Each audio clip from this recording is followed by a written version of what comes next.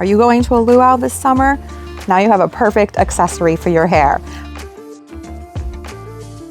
In gardening, things change quickly. What was just budded up a week ago during a garden tour is now in full bloom.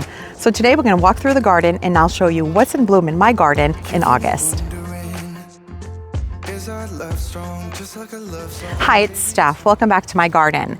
The goal is to have a garden that blooms throughout the whole season. And it's really easy to have a July garden, but as we head into the second part of summer, this is when it gets more difficult to have blooms. And so today I'm going to share with you some plants that are starting to bloom in August. And if you don't have these in your garden, maybe you could think about adding them. So here I have my hedge of little lime hydrangeas. And just recently during the July garden tour, these were tightly budded and you can see now that the blooms are all opened and this is looking lovely. It's looking so robust, and pretty soon, as the temperature starts to cool off, we will start getting a color change on these and they're going to start going pink. And what I love about Panicle hydrangeas is that they can be grown in the sun. So if you have a sunny garden and you want to grow hydrangeas, the Panicle are a great option. Now let's go look at something else that was just in bud and it is now in bloom. Anemones, and they come in several different varieties, so you can get them to bloom from August all the way through September.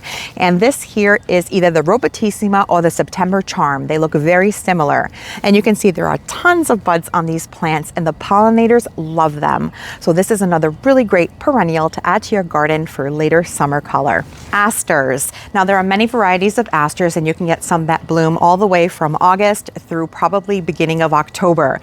Currently I have this one in bloom, and this is a Stokesia aster and it's called Peachy's Pick, and it's looking really pretty. It has this vibrant purple color. They also come in white and I've even seen pink. So this is another option for your August garden.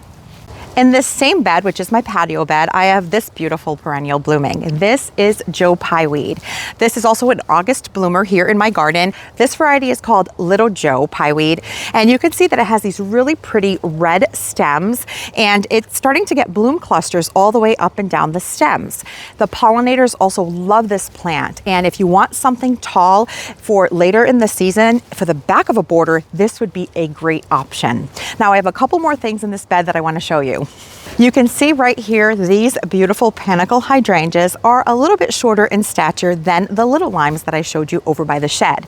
These are the Firelight Tidbits, and they are gorgeous. Also a Panicle variety hydrangea. These are a little bit smaller in size at about 3 by 3 height and width. They bloom now in August, and pretty soon they're going to start transitioning to pink. So if you have a smaller space but still want to grow a Panicle hydrangea, the Firelight Tidbit is a great option. Now I also have some anemones in this bed. You can see that one of them is blooming back there. And as we head into September, I have a white variety called Whirlwind that will also bloom in this bed. Another wonderful perennial for the August garden is clumping alliums. Now this version of perennial alliums is going to bloom later in the summer. They're different than the bulb alliums that you plant in the fall for spring blooming. But what's pretty about these is they have this really unique ball-shaped bloom or sphere-shaped bloom in shades of purple. This variety is the Millennium. And here are all of my Casablanca lilies that during the July garden tour had just started to bloom. In fact, I inserted a clip of what they looked like a few days later when I was editing, and now they are in full bloom. I wish that you could smell the fragrance over here. It smells amazing. They're so fragrant and really eye-catching with all of these beautiful, big and bright white blooms. They contrast so nicely with my Rudbeckia and with this beautiful blue spruce. I absolutely love these lilies for my August garden. I was just having a side conversation with my husband George, who's actually our cameraman, and telling him a story about these Bobo hydrangeas, which are also a variety of Panicle hydrangea. Now, earlier in the season, when I went through, probably late winter, early spring, I was doing some work in this corner here. And at that point, I had deadheaded this Bobo hydrangea by taking off the dead blooms from last season. And I gave it some fertilizer, some rose tone fertilizer. And then I got pulled away, as we so often do, to do something else and forgot about the other 4 planted in this hedge of 5 until a few weeks later. And so finally, when I got back around to pruning the rest of this Bobo hydrangea hedge and fertilizing them, it was a bit later, like I said. Now look what happened when they bloomed. The first one that I deadheaded and fertilized at some point, maybe in late winter, early spring, has beautiful and large panicle blooms. The ones that got done maybe a month later have very small blooms. So I think that happens with panicle hydrangeas if you prune them too late into the season. Once they've already broken dormancy and started to leaf out, the blooms are going to be smaller. And this is something that we learn in gardening through experience. So I thought this was really interesting, and I had noticed this a couple of weeks ago, and it just hit me like yesterday that this is exactly what had happened, because I remember having to step away from that hydrangea and not coming back to these until weeks later. The hardy hibiscus. This is a gorgeous second half of the summer plant. Now these look beautiful planted near a patio or a swimming pool because they have a really tropical vibe. Are you going to a luau this summer? Now you have a perfect accessory for your hair. These are so pretty. They have these gorgeous large blooms. This one happens to be the Luna hibiscus. So it is a white hibiscus with a dark red center. And you can see there are tons of buds on this shrub. Now I call it a shrub, but it's actually a perennial that gets as large as a shrub. So you only need one of these in the garden and they fill up quite a bit of space. But all of these blooms just started opening about a week ago, and it'll bloom for at least 3 weeks. So it is not yet at its peak bloom. When it is, it'll be covered full of these beautiful large white blooms. This is part of the mallow family, so they like moisture and do really well in an area that is moist but well draining and in full sun. And you can see that I have some Rudbeckia right in front of it that I did show in my July garden tour. This is a perennial that blooms for a really long time. It starts for me at the end of July and goes all the way through the very beginning of September. This variety here is the Goldstrum, and right on the side of it, I can't ignore this beauty because I often get questions about it.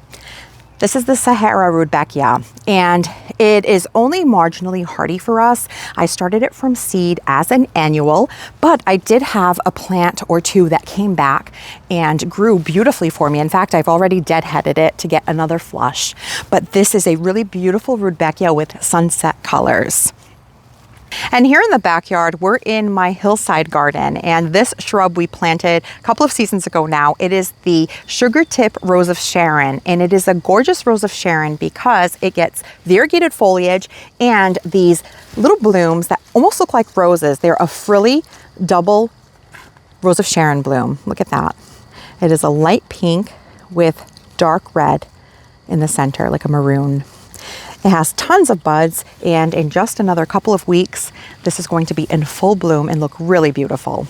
You can see the variegated foliage. So not only is the foliage interesting, the blooms are also really beautiful. And here in my raised bed garden, I have a really beautiful and showy bloom that shows up at the end of the season. And some people grow this in the landscape. Let me show you. Dahlias. They are so beautiful. Now they come in different heights, so you can certainly incorporate them into a border if you'd like. I grow them here as cut flowers, and there are so many different colors and varieties. This one is called Edinburgh, and it is just a stunner. Look at this. Isn't that so beautiful? But I have several varieties growing here, and at the beginning of August, they all start to get in bloom here in my Zone 6B 7A garden, and they are just such a showy flower. Now these are larger blooms. They do also come in a smaller bloom. Look at that. This one's called Gets Crazy. And let me show you a couple of smaller ball style dahlias over on this side. I planted all my ball-shaped dahlias and my shorter and smaller bloom dahlias in this bed here, and these varieties are gorgeous. So this one here is Robin Hood. Look how pretty that is, with all of these petals that go backwards in a different color variation. And then this one here is called Jabberbox. And then this beauty here is new to me this year that a friend had swapped with me, and she just called it a copper dahlia. It's gorgeous, like almost like a hint of brown or bronze to it. And another flower that will bloom in August, in fact it started in July but really comes into bloom for me in August here in my garden, is the zinnia. And look at these. Now these just keep going and going, and zinnias are cut and come again flowers. The more you cut them, the more blooms you get. And these are also great to incorporate into your landscape. You can throw some zinnia plants into your landscape and have them pop up between your perennials and look beautiful for the remainder of the season. Look at this one here. It's a lime green. So pretty. Look at that. This is the Bennery's Giant Lime. It's a new to me zinnia this year, and it is so gorgeous. This color goes well with so many other bright colored zinnias. Calaminta. This is part of the Nepeta or Nepeta family. So if you love Nepeta in your garden for those purple blooms earlier in the season, well, Calaminta is a beautiful plant to add for later season color. Now they also have Calaminta that comes in shades of purple and blue, but this one happens to be a white variety, which I think has a really beautiful and ethereal look. It almost looks like baby's breath. This is called the Montrose White Calaminta, and it also has a lovely fragrance just like Nepeta. It smells like mint. And I'm standing here next to another hardy hibiscus. This is the Summerific Perfect Storm by Proven Winners, and this is the highlight of my back garden as we head into mid to late August. It gets these really large dinner plate size pink blooms, and it is so eye-catching here in my shed beds. So let us know in the comments where you're located, what your gardening zone is, and what's blooming in your August garden so that we can learn about new plants to add to our own gardens.